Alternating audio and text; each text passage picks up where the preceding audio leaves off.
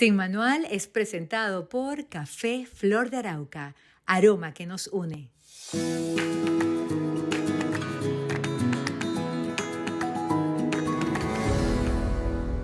Hola, ¿cómo están? Muchísimas gracias por estar en sintonía de Sin Manual, un espacio donde capítulo a capítulo vamos dando más información, donde en cada conversación, en cada encuentro con mis invitados, vamos aprendiendo cada vez más e incorporando a nuestra conciencia la realidad del gran poder que tenemos para definir nuestra vida, para ir hacia adelante, para olvidar aquello de que tengo mala suerte y me fue mal en la vida por la mala suerte. No, señor.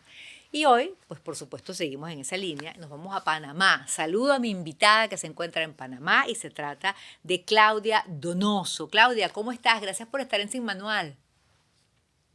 A ti, Ana, gracias por la invitación. Bueno, muy más feliz que perro con dos colas de poder compartir con tu hermosa comunidad de gente. Ay, qué bella. Claudia es, fíjense ustedes, mentora en neuroabundancia, lo cual ya nos habla de algo importante y es un gran compromiso para ti, Claudia, porque una mentora en neuroabundancia tiene que ser una mujer abundante, porque en estos días pasaron un meme de una señora como vestida de enfermera, con mucho sobrepeso, y decía, soy experta en nutrición. Y uno dice, bueno, la nutricionista tendría que estar delgada.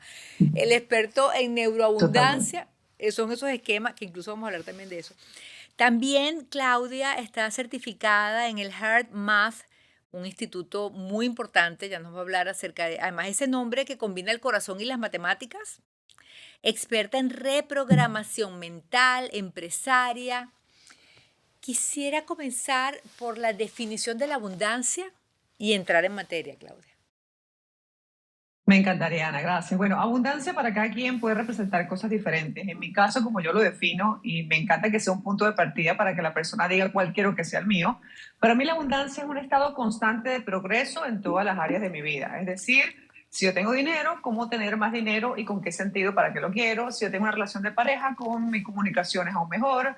Si yo tengo un trabajo, cómo lo disfruto más. Es decir, que cada área de mi vida vaya apuntando hacia el progreso. Es como si imagináramos una línea del 1 al 10 o un conteo y que yo sintiera que constantemente yo estoy progresando con respecto a lo que yo hacía ayer. Esa sería la primera definición de lo que es abundancia para mí, que está muy vinculado a la excelencia, no al perfeccionismo. Es decir, lograr aprender de discriminar la relación entre mis causas y mis efectos para poder ir progresando en todas las áreas de mi vida y ser más eficiente y eficaz. Ok, ahí está la definición, pero muchos pueden pensar que, bueno, esa abundancia viene por una bendición de Dios, viene por una buena suerte, está ajena a mí. ¿Cómo derribar esos mitos? Bueno, la realidad es que hay dos formas de vivir la vida. Pensar que la vida te sucede o que tú sucedes tu vida. La realidad es que toda nuestra vida es un efecto, es un resultado. Si yo tengo dinero, si tengo amigos, si tengo placer, si tengo buena comunicación con mi pareja, es sencillamente el resultado de aquello que hice ayer. Es decir, hoy es el futuro del que tanto hablábamos hace 5 años y ese futuro llegó. Nuestros resultados son la suma de lo que hemos hecho y dejado de hacer. Y cada vez que no cambiamos algo, lo volvemos a elegir. Yo veo mucha gente que dice, no me gusta mi relación con mi pareja, ok, si no hago nada para cambiarlo, cada día lo vuelvo a elegir. La realidad es que es una forma de escoger vivir la vida y tiene que ver con hacerte 100% responsable de que eres tú el agente cooperador para que aquello ocurra. No existe el factor suerte, pero hay gente que habla del destino, hay gente que habla del futuro y la realidad es que lo que yo he comprobado, que vengo de ser cinta negra en carencia, es que en la vida uno es responsable al 100% porque de alguna manera uno contribuyó o dejó de hacer para que eso ocurriera. Claudia, tú tuviste un evento en tu vida que marcó un antes y un después, además siendo muy joven. Uh Quisiera -huh. que nos hablaras acerca de esto, que entiendo es el evento que te lleva a empezar a recorrer este camino que ya llevas tantos años. Sí, yo crecí en Venezuela, nací en Chile, crecí en Venezuela y mi madre, por sus propias carencias, era muy maltratadora física y verbalmente. Y además que en Venezuela el proceso de emigrar fue muy retador y pasamos muchísima carencia económica, mucho sufrimiento, mucho estrés por dinero. Y desde ahí, básicamente, yo a los 19 años estallé. Tuve más de 100 ataques de pánico, tuve depresión, perdí 10 kilos de peso en una semana. Y en ese momento yo dije, la miseria no es un lugar allá afuera, la miseria es un lugar que está ocurriendo dentro de mi mente. Y me puse dos metas. ¿Cómo hacerme la persona más feliz que conozco? Y lo segundo es entender cómo funcionaba la mente, porque yo veía que había gente que lograba las cosas como con la mano en la cintura, súper fluido, súper fácil. Y a mí las cosas me costaban mucho. Y yo dije, yo necesito aprender cómo se hace para que las cosas en la vida sean fluidas. Y desde ahí empecé a buscar fuentes en muchos lugares hasta llegar a la neurociencia y entender realmente cómo todo dependía de mí, de mi enfoque y de cómo funcionaba la química y la electricidad de mi cerebro para desde ahí, desde la biología del pensamiento, poder dar un giro a mi vida. Y no fue sino hasta el 2017 que decidí empezar a enseñárselo a otras personas, pero yo pude voltear mi vida de total carencia a empezar a tener abundancia y progreso en todas las áreas de mi vida. Tú hablas de las heridas del dinero. ¿A qué te refieres cuando haces esta construcción verbal además? Ok, las heridas de dinero se refiere a que primero tenemos que partir de algo fundamental, que es que existe la mente y el cerebro. El cerebro es un órgano, como un pulmón. Ese cerebro no tiene ninguna intención, es sencillamente está ahí y funciona. Y por otro lado está la mente. La mente son los procesos que ocurren en ese órgano, es decir, como el hardware y el software. Una computadora equivale al cerebro, pero el programa de Zoom o el programa de Word puede equivaler a la mente. Ok. Cuando hablamos de mentalidad, estamos hablando no es de la actitud. Cuando, por ejemplo, yo en la mañana me voy a bañar, y digo, bueno, me voy a meter a bañar, eso es el 5% del pensamiento, es la mente consciente que dice me voy a bañar. Pero cuando yo me estoy bañando y mi mente está en los pendientes del día y no en dónde me estoy enjabonando, básicamente el que me está enjabonando es mi mente inconsciente. Cuando yo estoy manejando el carro y me llama una amiga y yo por speaker la escucho y le doy mi opinión de lo que me está contando, la persona que está manejando soy yo misma, pero está tomado por mi mente inconsciente, que son los programas que corren automático cuando mi mente consciente se pone su atención en algo que está fuera de lo que estoy haciendo. Entonces, cuando hablamos de heridas del dinero, tiene que ver con que nosotros desde los 0 a los 7 años, cuando fuimos criados, percibimos de nuestro entorno, de nuestros criadores, ciertas actitudes con respecto al uso del dinero. Por ejemplo, puede haber gente que controlaba, una pareja controlaba al otro, o sentían manipulación de que, oye, mira la gente cómo es manipuladora con el dinero, o maltrataban el dinero, lo utilizaban y no lo cuidaban, o tenían una actitud infantil, por ejemplo, decir Dios proveerá, o criticaban a la gente que tenía dinero y decían, hay tanta gente pasando hambre, mira esta persona con ese carrote. O de alguna manera no hablaban del dinero, era un tabú y había indiferencia. O sencillamente yo veía que había culpa, uy, tú sí me sales caro. De alguna manera, si a un niño o una niña de pequeño le dicen, tú sí me sales caro, o me dicen, oye, estoy ocupada, tú no ves que yo estoy ocupada, tú por qué me molestas tanto. Esa persona de adulta no sabe pedir, esa persona de adulta no sabe recibir. Si me dicen, oye, tú sí me sales caro, la vida es muy difícil, básicamente yo veo sufrimiento detrás del dinero y no relaciono el trabajar con divertirme y el divertirme con crear riqueza. El dinero es un resultado, el dinero es un resultado de aportar valor. El dinero es una consecuencia, no es un objetivo. El dinero es un medio para lograr fin, el dinero nunca es un fin. Pero si yo en mi casa empecé a ver un tipo de actitudes verbales, con gestos, con palabras, con críticas, o mamá escondía, mamá llegaba y escondía dinero debajo del colchón, o papá no le contaba cuánto dinero hacía mamá. Es más, uno era de niño y uno preguntaba, oye, ¿cuánto gana papá? Y te miraban con los ojos súper abiertos como huevo frito porque uno no hablaba de dinero. Es más, cuando se hablaba de dinero, generalmente se hablaba de cuentas por pagar, de mucha preocupación o de lo caro que está la vida. Si yo crecí así, de adulto, más allá de que yo tenga buena actitud y sea una persona dedicada, trabajadora, yo voy a tener dentro de mí unas heridas o cicatrices de dinero, que son el abandono, el miedo, el rechazo, el control, la culpa, la pérdida, el maltrato, la manipulación e incluso la falta de alegría. Y cuando digo falta de alegría me refiero a que a lo mejor vi en mi casa que no hubo problemas económicos, pero yo nunca vi a mis padres trabajar con alegría. Entonces, cuando yo no veía a mis padres trabajar con alegría, de adulto me pongo a trabajar incansablemente, a lo mejor no sé disfrutar el ocio, que le pasa mucho. Un síntoma de que las personas que heredan el dinero es que no saben disfrutar el odio, se convierten en personas workaholics, se convierten en personas adoradoras del dinero posiblemente, o se ponen evasivos. Esta gente que le dice, oye, ¿cuánto pagas tú de seguro? Ay, yo no sé, eso lo maneja mi esposo. Y de alguna manera son evasivos con respecto a hablar de dinero.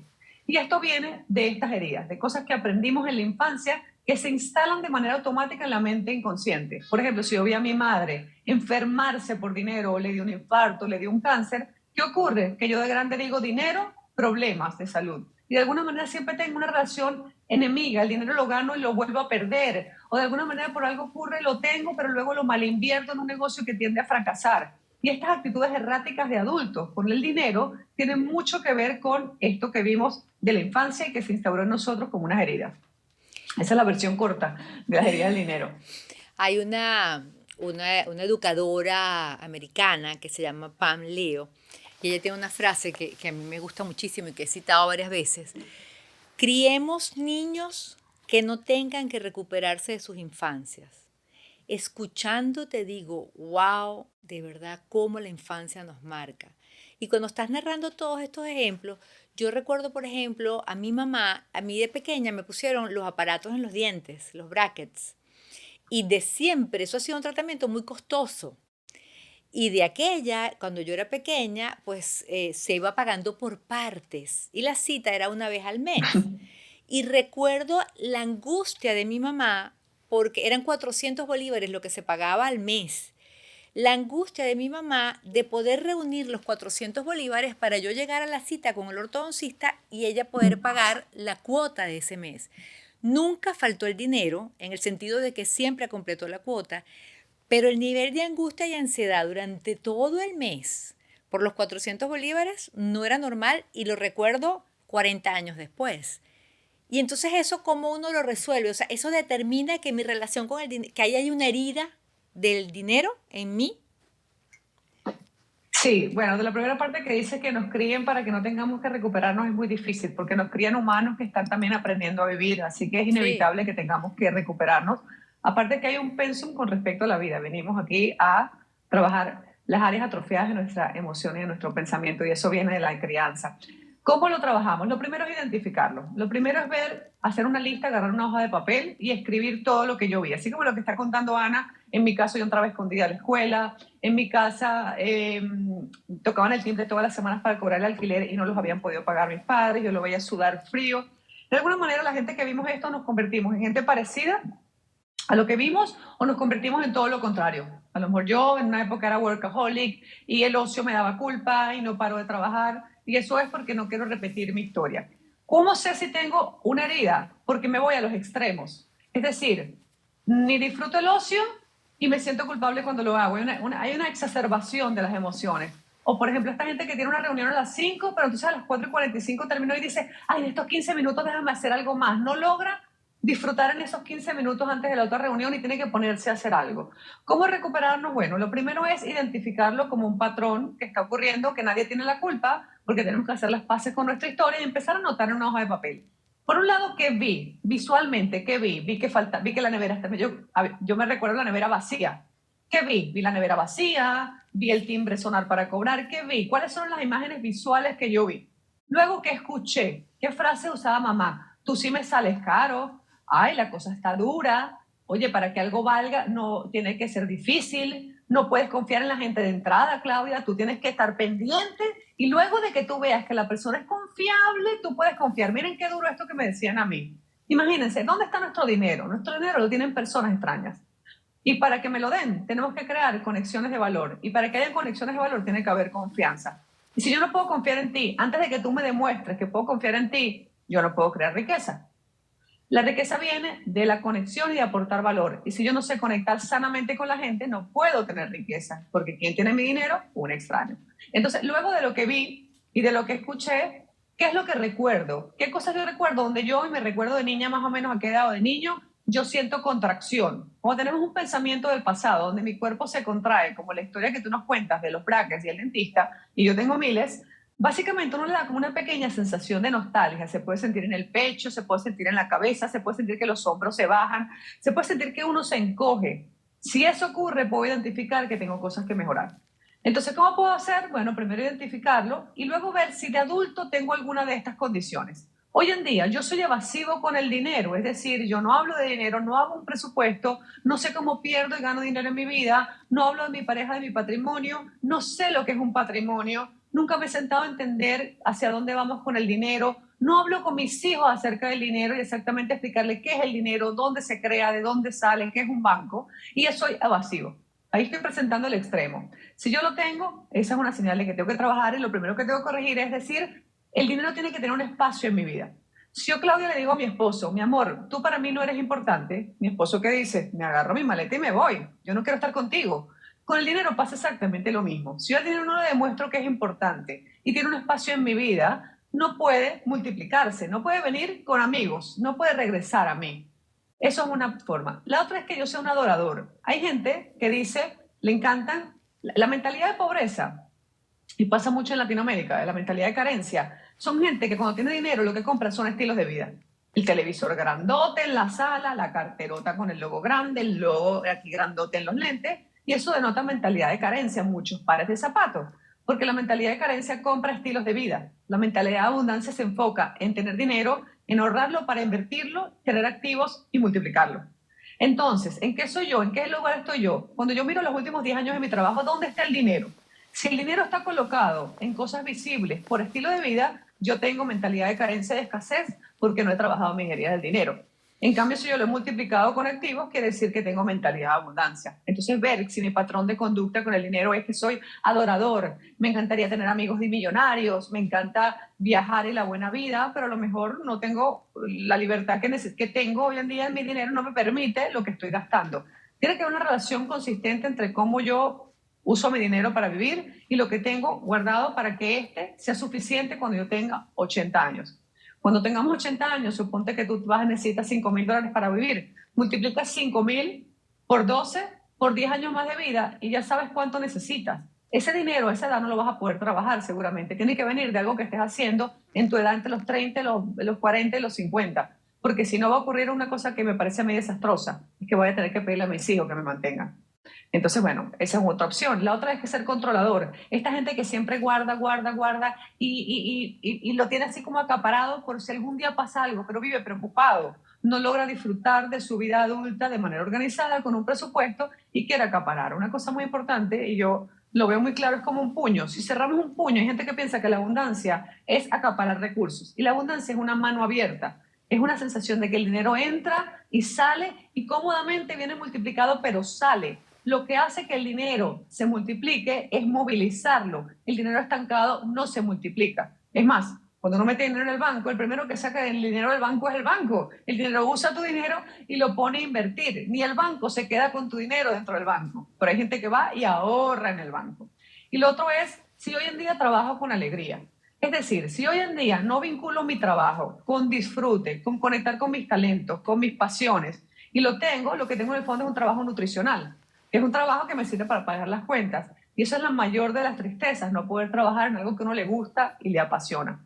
Entonces, mejorarlo implica que primero yo pueda identificar qué días tengo, luego puedo identificar cómo me comporto hoy en día, que es el síntoma de que tengo una herida, y luego buscar un proceso, un método con un experto que me ayude a trabajar mi mentalidad, mi merecimiento, lo que siento que valgo, el saber pedir. Muchísimas veces estas heridas del dinero lo que nos impiden es saber pedir. Hay gente que no sabe pedir nunca, pero por otro lado hay gente que pide todo el tiempo y cree que el mundo, que el mundo les debe. Entonces tenemos que buscar el equilibrio y tiene que ver con trabajarlo con alguien de tu confianza, pero no se trata de afirmaciones, no se trata de solamente un vision board, no se trata de ser positivo. Es realmente ir a lo profundo de mí, conocer mi historia, para poder desde mi historia personal, que es diferente a la de Ana, que es diferente a la de Claudia, con un experto poder trascenderlo. Y esto, bueno, puede tomar unas 4 o 5 semanas de trabajo, pero luego que lo veo claro y tengo un plan, la herida se transforma y se sustituye por un nuevo estilo de pensamiento y de conducta.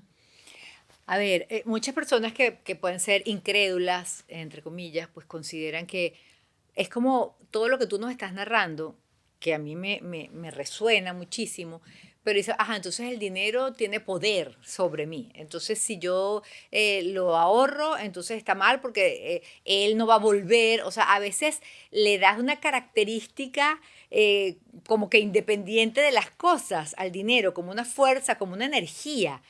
¿Por qué no nos explicas un poco más sobre esto? Porque los que son como que muy aterrizados dicen, ¿qué es eso? Como que el dinero, si yo manos abiertas, entonces va y viene, y si yo guardo, no va a movilizarse y no se va a multiplicar. Buenísimo. El dinero es una energía, pero voy a explicarlo aguas atrás. Si yo agarro el cuerpo humano y voy a un aparato que es más pequeño que un microscopio que logra ver dentro de nosotros, y agarras el cuerpo humano y lo llevan a la mínima expresión dentro del cuerpo humano, no consiguen materia.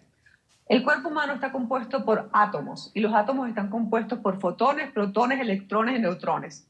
Cada vez que nosotros pensamos hay un intercambio que es energía biofotónica donde un átomo se conecta con otro. Nosotros somos energía. ¿Por qué nos vemos? Porque vibramos a cierta frecuencia y por eso nos podemos ver porque además tenemos proteína en el cuerpo. Pero nosotros somos energía. ¿A quién le ha pasado? Si yo ahora te digo, imagínate que vas caminando por un desierto y tienes mucha sed. Y te digo, imagina que yo exprimo un limón frío, jugosísimo en tu boca, enseguida salivamos. Pero no realmente ocurrió que había un limón en mi boca ni tú estabas en el desierto. ¿Qué hicimos? Yo moví mi pensamiento, que movió la electricidad, que la sinapsis, que es intercambio eléctrico y químico, y eso llevó lo que yo pensé a 50 trillones de células que tiene el cuerpo. Es decir, nosotros somos energía. ¿Cuántas otras veces nos ha pasado que vemos una película y nos ponemos a llorar? ¿Por qué? Porque se está movilizando la energía dentro de nuestro cuerpo. Cuando nosotros vemos a alguien y dice, esta persona me cae bien, o de repente veo a una persona y digo, esta persona está tensa, y cuando habla te comprueba que efectivamente estaba tensa. ¿Cómo pudimos saberlo? Porque nosotros tenemos total capacidad, esto también lo estudia la ciencia, de recibir información a través del espacio físico que tenemos. Entonces, por ejemplo, cuando una persona vende, que a mí me encanta la venta, me encanta, aparte que las grandes masas de dinero del mundo las están moviendo los buenos vendedores. Cuando una persona vende, lo primero que te vende es su energía. El tono que yo estoy utilizando para hablar, el movimiento de mis palabras, es el grueso de lo que la gente está percibiendo, no tanto el contenido. Es decir, nosotros nos comunicamos también desde un movimiento que involucra nuestra energía. Cuando hablamos de energía, digo, un billete no es energía. El billete como tal es un pedazo de papel. Nadie quiere un pedazo de papel. Lo que queremos es lo que el dinero puede permitir. Pero para conseguir ese pedazo de papel, que realmente no es lo que queremos, sino tener una cantidad de dinero en el banco, invertido o en activos, lo que tenemos que hacer es que entender es que yo, para que ese dinero llegó a mí, yo hice algo para la otra persona. Y eso involucra una energía, eso involucra una conexión.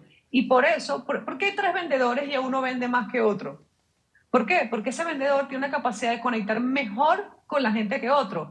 ¿Y de qué depende, si no en grueso, de la capacidad de gestionar su propia energía? Cuando vemos una persona que es carismática, ¿qué es una persona carismática? Una persona carismática es una persona que está conectada con ella misma.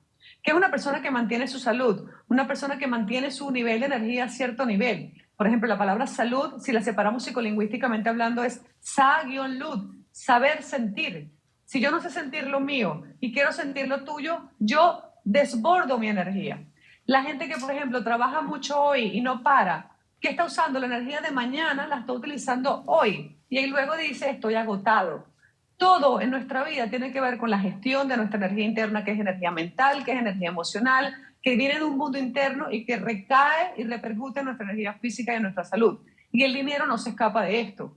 No hay nada, cuando yo pienso en algo que me entusiasma con respecto a lo que voy a lograr con dinero, todo mi cuerpo cambia y me expando. Pero cuando yo pienso en una preocupación de dinero, mi cuerpo se contrae. Eso también tiene que ver con la energía. Y eso es totalmente comprobado por la ciencia. No está para nada separado de esto.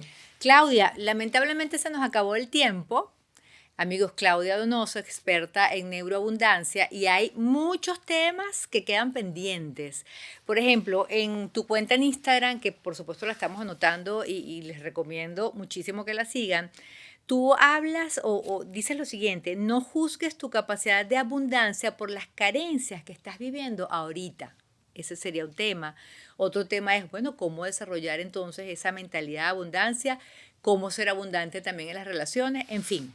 Nos despedimos hoy, en este momento, y luego vamos a continuar con otro capítulo. Claudia, muchísimas gracias. A ti, gracias por la invitación y feliz día para todos. Bueno, gracias por estar ahí. Fíjense qué interesante y cómo la idea es ese manual con el que vivimos, ese manual cargado de estereotipos, ese manual que a veces ni siquiera nosotros hacemos, sino que viene de lo que tu familia acostumbra o de cómo te criaron. Salgamos de él. Sin manual, busca que hagas el propio, el tuyo, y bueno, humildemente aquí aportamos algunas ideas. Hasta la próxima, y por supuesto, deliciosamente disfrutado con Café Flor de Arauca, y les recomiendo que preparen su cafecito porque una conversación con un rico café cambia, es totalmente distinta. Hasta el próximo capítulo.